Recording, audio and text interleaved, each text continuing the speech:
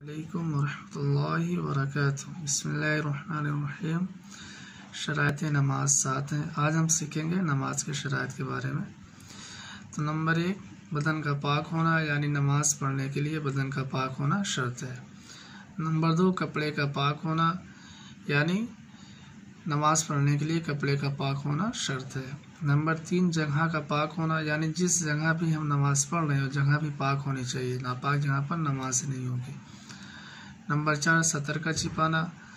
सतर के छिपाने में आता है मर्द हजरात का सतर नाप से लेकर टखनों के ऊपर तक है, और औरतें फ़कत हथेली और चेहरे और पैर के सिवा सारा बदन खूब ढांक ले। अगर मर्द हजरात के पास कपड़ा नहीं है, सिर्फ इतना कपड़ा है कि अपने नाप से लेकर टखनों के ऊपर तक ढांक सकते हैं, इसमें टखना खुला रहना चाहिए नमाज के वक्त। वैसे हमेशा खुला रखना चाहिए, मुसलमान के शान के खिलाफ है, क्योंकि यह तकब्बुर की अलामत है जिसका टखना ढका रहता है। इसके बारे में बड़ी ममानियत आई हुई है।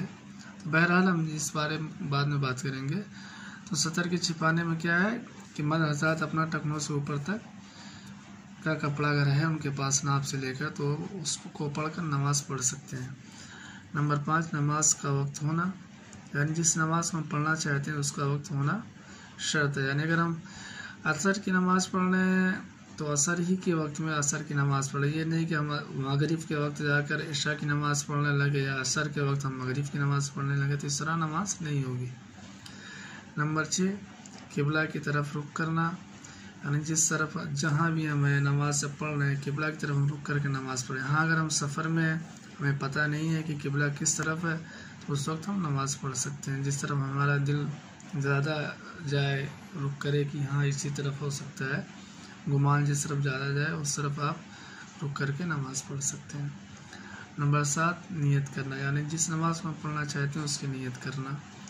नियत ज़बान से भी कर सकते हैं, आप दिल में भी सोच सकते हैं कि हम फजर की नमाज़ पढ़ रहे हैं या असर या जोहर, जो भी आप दिल से भी नियत कर सकते हैं।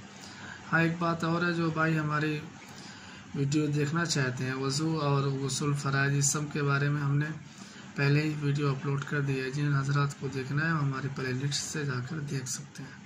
अस्सलामु अलैकुम वरहमतुल्लाहि।